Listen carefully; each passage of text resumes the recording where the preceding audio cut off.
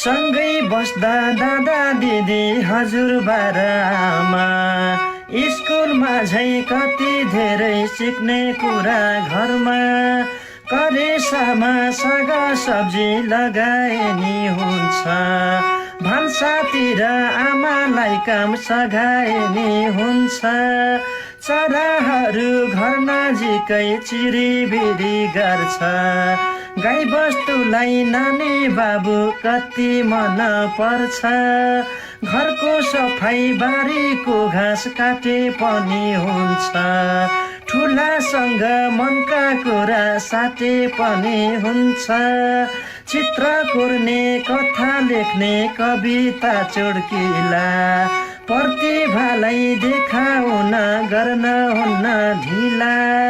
घरमै रहेका बालबालिकाहरूका लागि रेडियो बाल सिकाइ।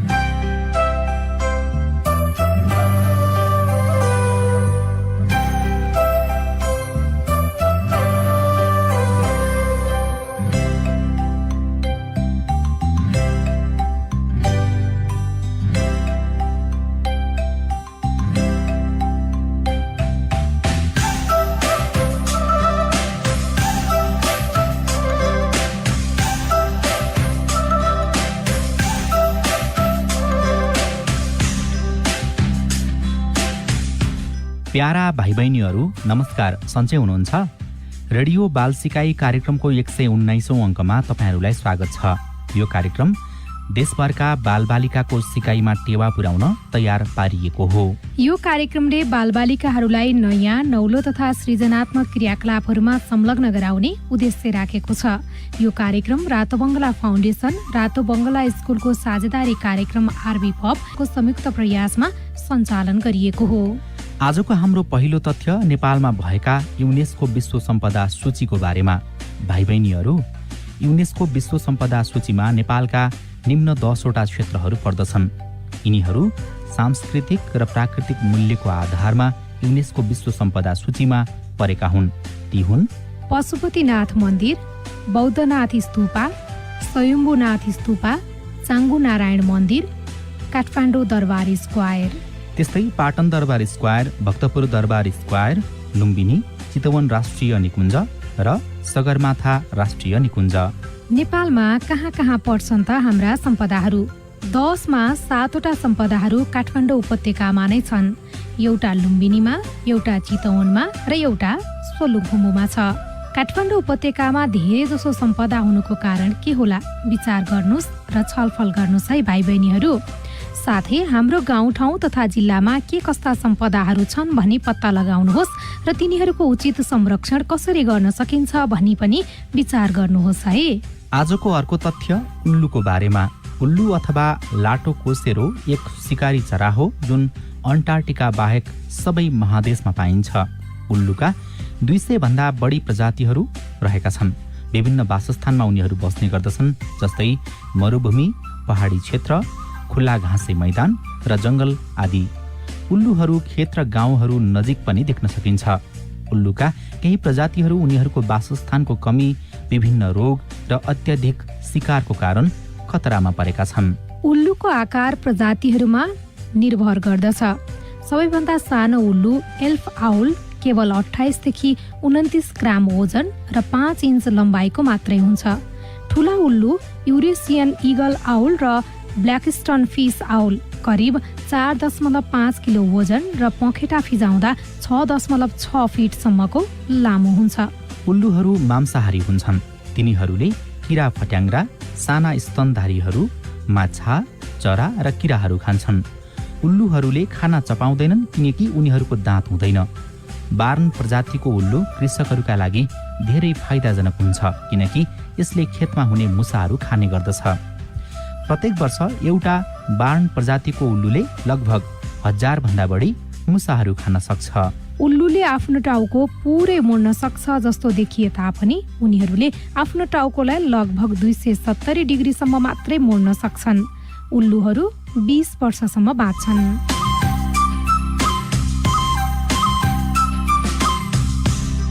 भाइ बहिनीहरू, आज हामी मिलन दीक्षितद्वारा लिखित कथा हिमालयको जन्म सुनाउँदैछौँ। यस कथामा शान्ता हिताङले चित्राङ्कन गर्नुभएको हो। यस कथालाई रातो बङ्गला किताबले प्रकाशनमा ल्याएको हो। आज यस कथा अर्चना जोशीबाट सुनौँ।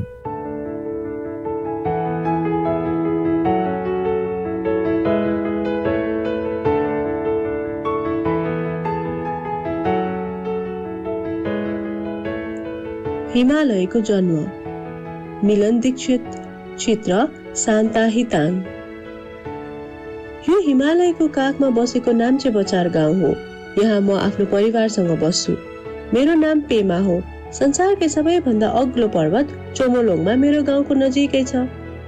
स्याङपोचेको हवाई जहाजबाट ओर्लने ठाउँबाट चोमोलोङमा छर्लङ्ग देखिन्छ। संसारमा यो हिमाल सगरमाथाको नामले प्रसिद्ध छ। नेपालीहरू पनि यसलाई सगरमाथा नै भनेर चिन्छन्। तर हाम्रो गाउँमा भने सबै यसलाई चोमोलोङमा भन्छन्। यसको अर्थ विश्वकी माता हो। मेरो घरबाट धेरै अग्ला पर्वतहरू देखिन्छन्। मेरो घरको एउटा झ्यालबाट थामसेरकु र अर्को झ्यालबाट कोङडे पर्वत देखिन्छ। यसो हेर्दा थामसेरकु पर्वत चोमोलोङमा भन्दा अग्लो जस्तो देखिन्छ। मेरो घरबाट थामसेरकु पर्वत धेरै नजिक भएकाले यस्तो देखिएको हो। अग्लो त चोमोलोङमा नै हो। मेरी दिदी मिङमा भूगर्भ शास्त्री हुनुहुन्छ। उहाँ 24 वर्षकी हुनुभयो। म 11 वर्षकी भए।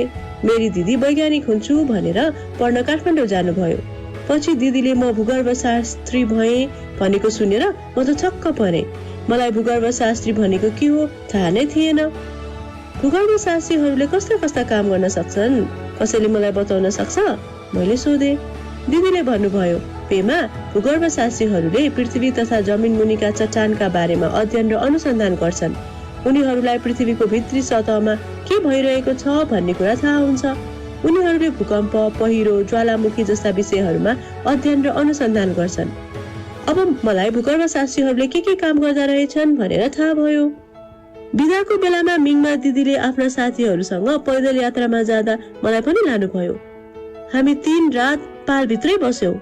आफ्नो अगाडि गजबको हिमालय पर्वत श्रृङ्खला हेर्दै मैले दिदीलाई हिमालयका बारेमा धेरै प्रश्नहरू सोधे। फर्कदा बाटामा दिदीले हिमालय पर्वत श्रृङ्खला कसरी बन्ने भन्ने अचम्मको कथा सुनाउनु भयो।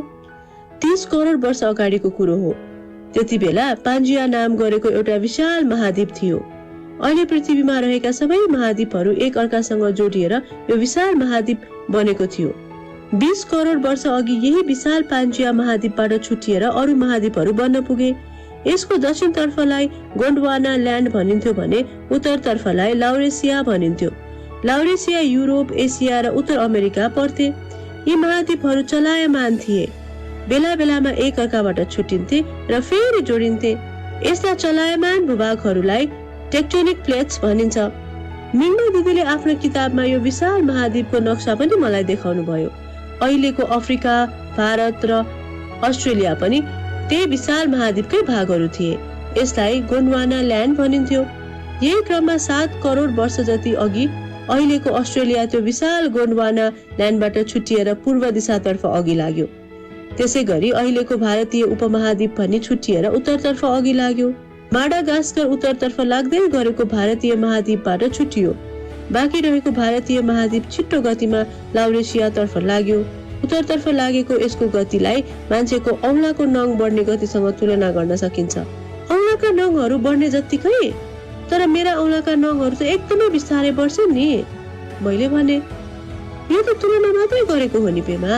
हेर्दा नङहरू एकदमै ढिला बढेको जस्तो लाग्छ, तर यसलाई नकाटी बढ्न दियो भने लाखौं वर्षमा नङ हजारौं किलोमिटर लामो हुन सक्छ, दिदीले भन्नुभयो। इन्टरनेटमा हेर्दा नङ 1 वर्षमा 3.5 सेन्टिमिटरका दरले बढ्दो रहेछ। त्यसैले पृथ्वीका बारेमा कुरा गर्दा यो पनि प्रति वर्ष 3.5 सेन्टिमिटरका दरले अघि बढिरहेको छ। त्यसैले केही हजार वर्षमा त यो एकदमै टाढा पुग्ने कुरा पक्कै हो। भारतीय महाद्वीप युरेसियन महाद्वीपसँग बलपूर्वक ठोकिन पुग्दा त्यसको दबाव यति ठुलो थियो कि जमिनका चट्टानहरू आकाशमाथि 9 किलोमिटरको दूरीसम्म उछिटिए। जमिनमा ठुलो भूकम्प गयो। ज्वालामुखीहरू फुटेर समुद्रमा आएको सुनामीले समुद्री किनारहरू डुबानमा परे। पटक पटकका ठुला भूकम्पहरूले जमिन हल्लाइरहे। यसरी जति जति यी दुई महाद्वीपहरूले एक अर्कालाई दबाव दिन्थे, त्यति त्यति जमिनको सतहबाट पर्वतको उचाइ बढ्दै जान्थ्यो। यसरी पर्वत श्रृङ्खलाको विकास भएको हो। तिमीलाई थाहा छ मिङमा दिदीले अरू के भन्नुभयो? के तिमीलाई विश्वास लाग्छ यस्ता क्रियाकलाप अझै पनि भइरहेका छन् रे? भारतीय महाद्वीपले युरेसियन महाद्वीपलाई अझै पनि धकेल्दैछ। यसमा अहिलेको तिब्बत र नेपाल पर्छन्। यसरी दुई महाद्वीपहरूको बीचको दबावले गर्दा नेपाल र तिब्बतका हिमालयहरूको उचाइ प्रतिदिन बढिरहेको छ, जुन हामीलाई छट्ट हेर्दा यादै हुँदैन। मिङमा दिदीलाई पृथ्वीका बारेमा धेरै कुराहरू थाहा छ। भूगर्भशास्त्रीहरूलाई भूकम्प किन र कसरी आउँछ भन्ने कुरा थाहा हुन्छ। दिदीले मलाई हिमालय पर्वत श्रृङ्खलाको बारेमा पनि बताउनु भयो। ती हुन् अन्नपूर्ण श्रृङ्खला, मकालु श्रृङ्खला, सगरमाथा श्रृङ्खला, धौलागिरी श्रृङ्खला, कञ्चनजङ्घा श्रृङ्खला, लाङटाङ श्रृङ्खला, अपी साइपाल श्रृङ्खला। हाम्रा पर्वतहरू प्रत्येक वर्ष 1 सेन्टिमिटरका दरले अग्ला हुँदैछन्। यी पर्वतहरू सधैँ हिउँले ढाकिएका हुन्छन्, त्यसैले यिनीहरूको नाम हिमालय राखिएको हो। संस्कृतमा हिमको अर्थ हिउँ र आलयको अर्थ घर हो। मैले दिदीबाट पर्वतहरू बारे अर्को एउटा गजबको कुरा पनि थाहा पाएँ। सगरमाथाको चुचुरो पहेँलो रङको चट्टान अर्थात् खरीढुङ्गा जस्तैबाट बनेको छ रे। त्यहाँ पाइने खरीढुङ्गालाई सूक्ष्म दर्शक यन्त्रले हेर्ने हो भने हामीले त्यसमा समुद्रमा बस्ने ससाना जनावरहरूको अवशेष देख्न सक्छौँ रे। के तिमी विश्वास गर्छौ कुनै बेला समुद्रको पिँधमा पौड्ने सेलफिस मानिने माछाको अवशेष सगरमाथाको टुप्पोमा देखिन सकिन्छ भनेर?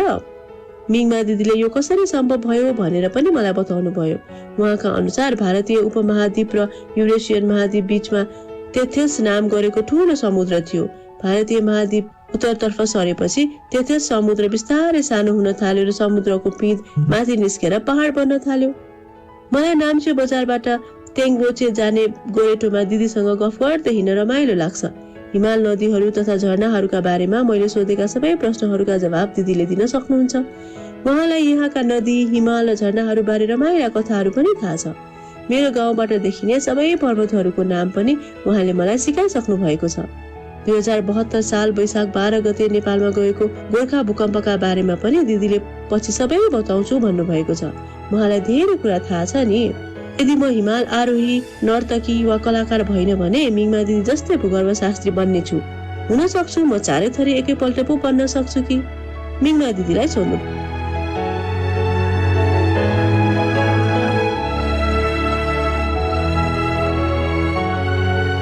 चोमोलोङमाको अर्थ के हो?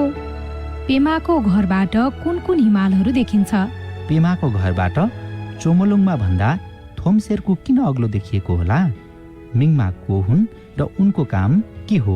हिमालय पर्वत श्रृङ्खला कसरी बनेका रहेछन्? नेपालका कुन कुन हिमालय पर्वत श्रृङ्खलाहरूको नाम तपाईँलाई थाहा छ? तपाईँहरूलाई 8000 पर्वतहरूको बारेमा के थाहा छ त? सगरमाथाको चट्टानहरूमा किन समुद्रमा बस्ने ससाना जीवहरूको अवशेष भेटिएका होलान्? अनि पेमालाई 2072 सालको भूकम्पका बारेमा दिदीले के भन्नुहुन्छ होला?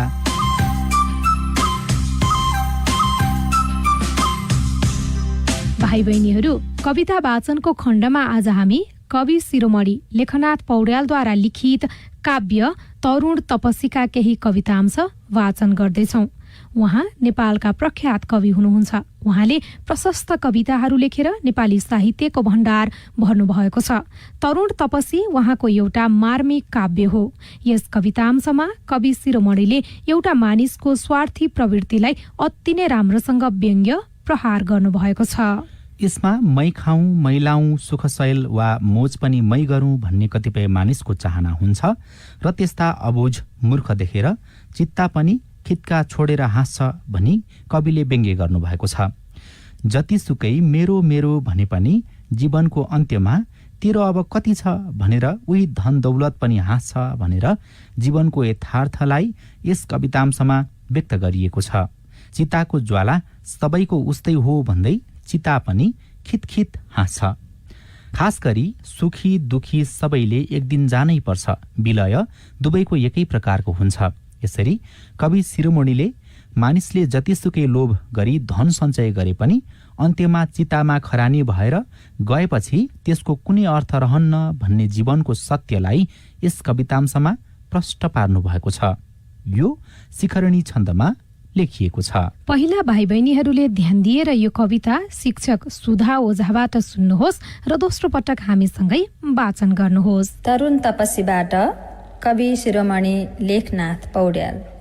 म खाऊँ मैलाऊँ सुख सयल वा मोजम गरूँ, म बाँचुँ मै नाचुँ अरू सब मरुन् दुर्बलहरू, भनी दारा धस्ने अबुझ शठदेखि छक परी, चिता खितका छोडी अभयसित हाँस्यो मरिमरी, सबै मेरो मेरो भनिकन अघि जीवित छँदा, स्वयं हाँस्थ्यो हेरी जुन विभव वा दौलत सदा, पछि उसको देखि क्षणिक मनको अन्तिम गति, उही हाँस्यो तेरो अब कति छ भन्दै खितिखिति, चिताको त्यो ज्वाला धप धप बलि अन्तिम गति,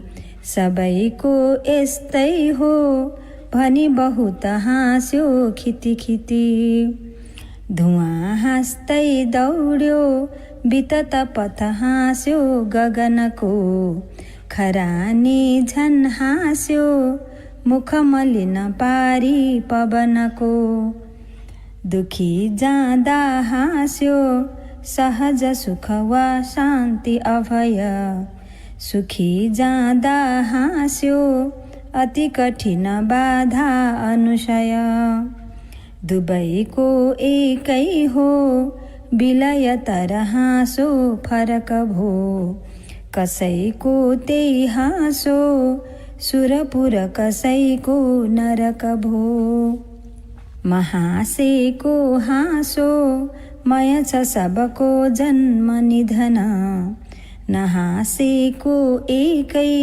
चिज पनि कुनै भेट्न सकिन, गयो झन्झन बढ्दै भुवन भर हाँसो निरवधि, जगद्व्यापी हाँस्यो मुसु मुसु चिदानन्द जलधि, जगद्व्यापी हाँस्यो मुसु मुसु चिदानन्द जलधि। ल अब तपाईहरू पनि सँगसँगै वाचन गर्ने प्रयास गर्नुहोस् है। यसपटक चाहिँ यो कविता कक्षा 8 का विद्यार्थी आश्रफ वन्तले वाचन गर्दै हुनुहुन्छ।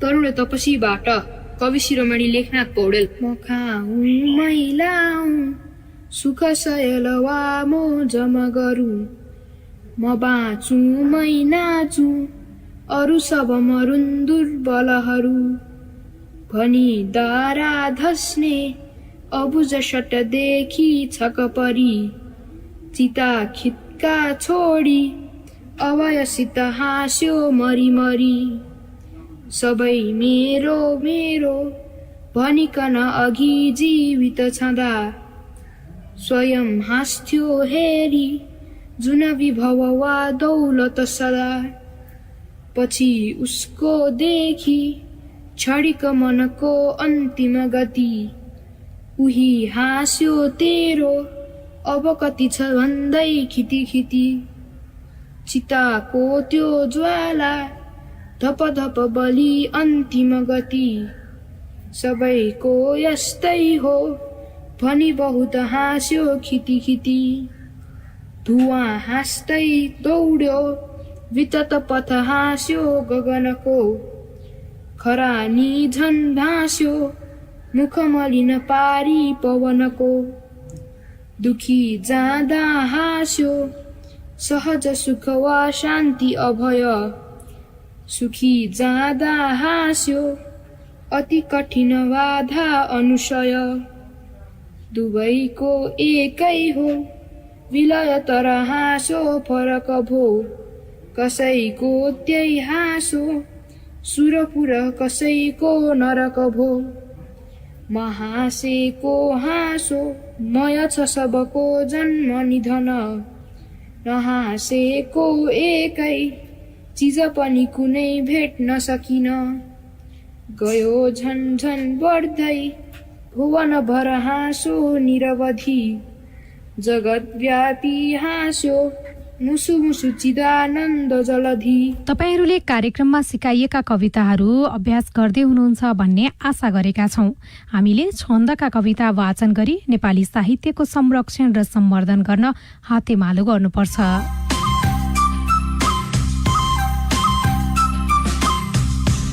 भाइ बहिनीहरू, आज एउटा रमाइलो शारीरिक क्रियाकलाप गर्दैछौँ है। यस क्रियाकलापमा हामीले 1 2 3 भन्ने गीत बजाउँदैछौँ। तपाईहरूले पनि सँगसँगै गीत गाउँदै गीतमा जे भनिएको छ त्यस्तै गर्नुपर्छ है त। जस्तै गीतमा 1 2 3 1 2 3 सरर हावा चले झैँ गरी देखाऊ भन्दा भाइ बहिनीहरूले आफ्नो जिउलाई हावा चलेको जस्तै गरी हिँड्नुपर्छ है त। र 4 5 6 4 5 6 फननन नाचेर घुमी देखाऊ भन्दा आफू फननन घुम्नुपर्छ है। ल अब सबैजना उभिनुहोस् र क्रियाकलापको लागि तयार हुनुहोस्।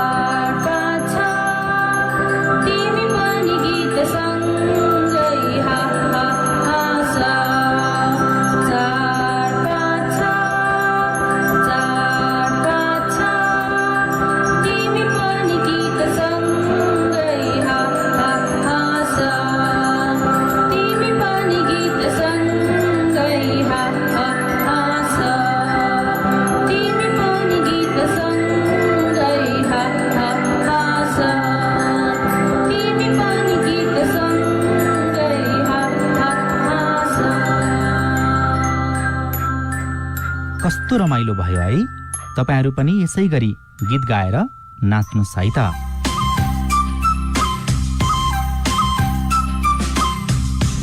भाइ बहिनीहरू, हामी कार्यक्रमको अन्त्यमा आइपुगेका छौं।